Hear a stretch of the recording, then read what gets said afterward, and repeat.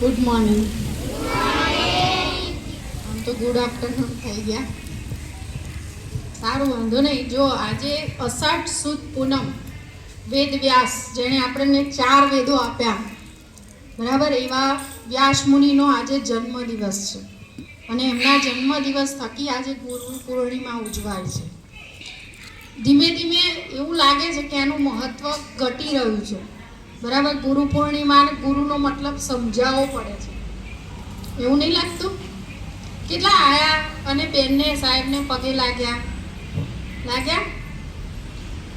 જો સરસ. જેને ખબર છે ઘરમાં, જેના ઘરમાં ગુરુનું પૂજન થતું હશે એને ખબર છે,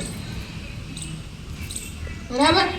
હવે જો કે આપણને જેની પાસેથી શીખવા મળે એ આપણા ગુરુ, અને આજે એમને કંઈક આપવાનો દિવસ, ગુરુ પૂર્ણિમા, એટલે કે આજે આપણે ગુરુને કંઈક આપવાનું શીખ્યા બદલ.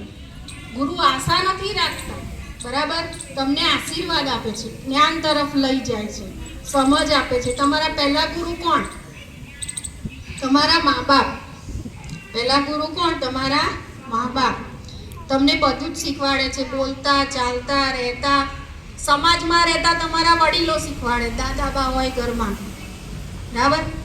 અને તમે 6-7 વર્ષના થાવ એટલે તમારા શિક્ષક, તમારા ગુરુ, જે તમારા ધોરણમાં, પહેલા ધોરણમાં, બીજા ધોરણમાં, એમ તમે જ્યાં સુધી ભણો ત્યાં સુધી તમારા ગુરુ બદલાતા રહે.